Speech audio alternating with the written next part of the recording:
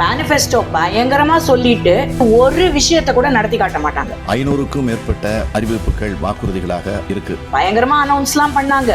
ஆனா அதுல இருந்து ஒரு விஷயம் முடிச்சிருக்காங்களா? கிடையாது. வணக்கம், நான் மதுவந்தி பேசுறேன். இந்த எலெக்ஷன் மேனிஃபெஸ்டோ அப்படிங்கிறது எல்லாரும் கொடுப்பாங்க. ஆனா சில பேர் என்ன பண்ணுவாங்கன்னா, மேனிஃபெஸ்டோ பயங்கரமா சொல்லிட்டு அதுக்கப்புறம் ஆட்சிக்கு வந்ததுக்கு அப்புறம் அதுல இருந்து ஒரு விஷயத்தை கூட நடத்தி காட்ட மாட்டாங்க. அதுதான் இப்போ நமக்கு நடந்துகிட்டு இருக்கிற இந்த திராவிட மாடல் அரசாங்கம். 4.5 வருஷம் முன்னாடி ஒரு பெரிய மேனிஃபெஸ்டோ பயங்கரமா அனௌன்ஸ்லாம் பண்ணாங்க. ஆனா அதுல இருந்து ஒரு விஷயம் முடிச்சிருக்காங்களா? கிடையாது. ஏன் கிடையாதுன்னு நம்ம சொல்றோம்? நம்ம தான் பாத்துக்கிட்டு இருக்கோமே. அத்தனை துறைகள்லயும் இருக்கிற ஒர்க்கர்ஸ் சண்டை போட்டுக்கிட்டு இருக்காங்க. வர வேண்டியது வரல, தர வேண்டியது தரல, எல்லாம் பார்த்துக்கிட்டு இருக்கோம். அது செவிலியரா இருக்கட்டும், பஸ் ஒர்க்கர்ஸா இருக்கட்டும், டீச்சர்ஸா இருக்கட்டும், சானிட்டரி ஒர்க்கர்ஸா இருக்கட்டும், யூ கேன் அப்படி லிஸ்ட் போயிட்டே இருக்கு. இந்த அளவுக்கு யாருக்குமே எதுவுமே கொடுக்காம பிரச்சனை மேல பிரச்சனை, கடன் மேல கடன். கடன் ஜாஸ்தியா இருக்குங்கிறத நான் சொல்லல, அவங்க கூட்டணியில இருக்கிற காங்கிரஸ்காரங்க தான் சொன்னாங்க. ஆனா அதை பத்திலாம் இங்க யாருமே பேச மாட்டாங்க. ஆனா இந்த மேனிஃபெஸ்டோவை எதுவுமே நடக்காம அப்படியே வந்த இடத்துல அப்படியே கொண்டு போய் அங்க வச்சுட்டு அப்படியே அதை மூடி வச்சிருக்கிற ஒரு அரசாங்கம் தான் அது இப்போ திமுகவோட அரசாங்கம் நம்ம சொல்லலாம். அதே சமயத்துல அதிமுகவுடைய பொதுச் செயலாளர் திரு எடப்பாடி பழனிசாமி அவர்கள் சில அறிக்கைகள், அதாவது எலெக்ஷன் மேனிஃபெஸ்டோல இருந்து சில அறிக்கைகள் கொடுத்திருக்காரு. அதிமுக என்னைக்குமே சொன்னதை டு அ கிரேட் எக்ஸ்டென்ட் செஞ்சு முடிச்சிருக்கிற ஒரு அரசாங்கம். இது நான் என்னமோ இப்ப கூட்டணியில இருக்கிறதுனால பேசுறோம்னு நினைக்காதீங்க, இதுதான் ஃபேக்ட். நீங்க எடுத்து பாத்தீங்கன்னா உங்களுக்கே தெரியும். இப்போ திரு எடப்பாடி பழனிசாமி அவர்கள் என்ன அறிவிச்சிருக்காரு? ஃபர்ஸ்ட் விஷயம் நான் சொல்ல போறது ஓல்ட் ஏஜ் பென்ஷன் ஸ்கீம். இதுல தொகையை 2000 ரூபாய் அப்படின்னு அறிவிச்சிருக்காரு. எப்படி சாத்தியம்? 2000 ரூபாய் எப்படி கொடுக்க முடியும்னா, கொடுக்க முடியும், சாத்தியம், செய்ய முடியுங்கிற நம்பிக்கை இருக்கிறதுனாலதான் அவர் அறிவிச்சிருக்காரு. ஏன்னா எங்கள் அண்ணன் முதலமைச்சரான கையோட அவர் போட போற முதல் கையெழுத்தே டாஸ்மாக்கு அகைன்ஸ்ட் அப்படின்னு சொல்லிட்டு 4.5 வருஷமா டாஸ்மாக்கு வழக்கவே கையெழுத்து போட்டுட்டு இருக்கிற இந்த அரசாங்கம் மாதிரி AIADMK will not function. So 2000 ரூபாய் கொடுப்போம் அப்படின்னா 2000 ரூபாய் கொடுப்பாங்க. அதுல முதுமை அடைந்த பெண்கள், விதவை பெண்கள், கணவனால் கைவிடப்பட்ட பெண்கள், முதிர்கன்னிகள் பிளஸ் மாற்றுத்திறனாளிகள், இவங்களுக்கெல்லாம் அந்த அமௌண்ட்டை 1200 1200 இருந்து 2000 ரூபாய்க்கு இன்க்ரீஸும் பண்ணிருக்காங்க. எப்படி சாத்தியம்? ஒரு double engine full throttle Sarkar வந்ததுன்னா கண்டிப்பா இதெல்லாம் செஞ்சு காட்ட முடியும். ஏன்னா சண்டை இல்லாம ஒரு அழகான கூட்டணியில எல்லாமே நடக்கும். டப்பா என்ஜின் அப்படின்னு சொல்லிக்கிட்டு திரிறாங்களே, அவங்களுக்குள்ள இருக்கிற கூட்டணியில அவ்வளவு தகர டப்பா ஓடிக்கிட்டு இருக்கு. யார் இருக்க போறாங்க, யார் இருக்க போறது இல்ல, என்ன நடக்குது, எப்படி போயிட்டு இருக்குன்னே தெரியல. அவ்வளவு தகரம், அவ்வளவு துருப்பிடிச்சு போய் கிடக்கு. அத முதல்ல பார்க்க சொல்லுங்க, அப்புறமா இந்த டபுள் என்ஜின் சர்க்காரை பத்தி பேசட்டும். சோ இது கண்டிப்பாக நடக்கும். அதனால 2000 rupees அப்படின்னு அனௌன்ஸ் பண்ண அந்த அமௌண்ட் கண்டிப்பாக அமலுக்கு வரும். அடுத்து 2 முக்கியமான விஷயங்களை சொல்லியிருக்காரு. என்ன சொல்லியிருக்காரு?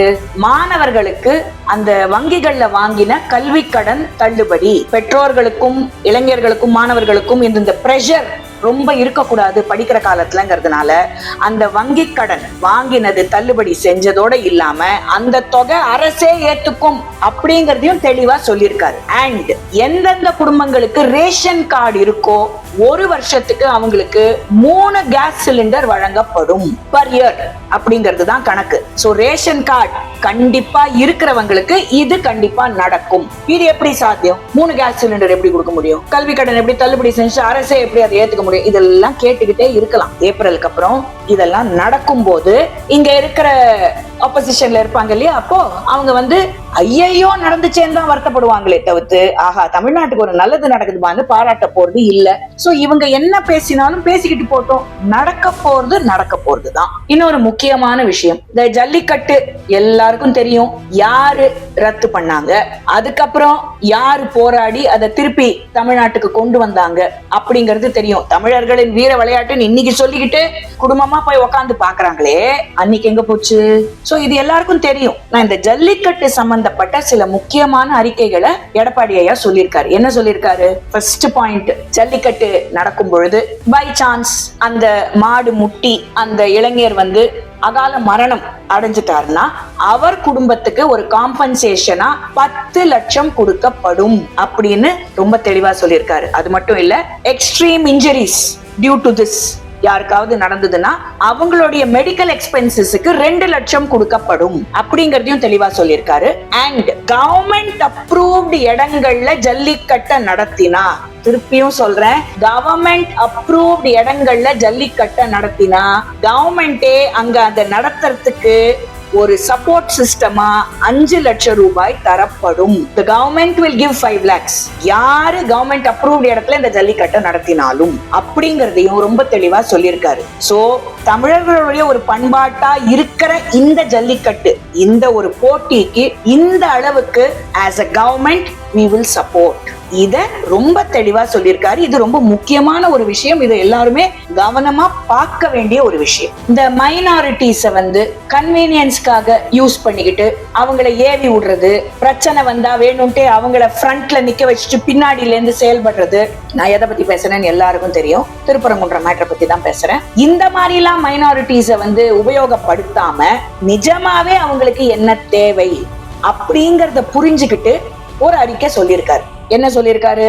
அதாவது சுய தொழில் ஆரம்பிக்கணும்னு நினைக்கிற மைனாரிட்டிஸ்ல இருக்கிற சகோதரிகள், அதாவது இஸ்லாமிய சகோதரிகள், கிறிஸ்துவ சகோதரிகள் மற்றும் மைனாரிட்டிஸ்ல இருக்கிற சகோதரிகளுக்கு இன்ட்ரெஸ்ட் ஃப்ரீ லோன் இது கொடுக்கப்படும் அப்படிங்கறத தெளிவா சொல்லியிருக்காரு. இது மட்டும் இல்ல, இந்த மாற்றுத்திறனாளிகள் கோஆபரேட்டிவ் சொசைட்டிஸ்ல வாங்கியிருக்கிற அந்த கடன் தள்ளுபடி செய்யப்படும்.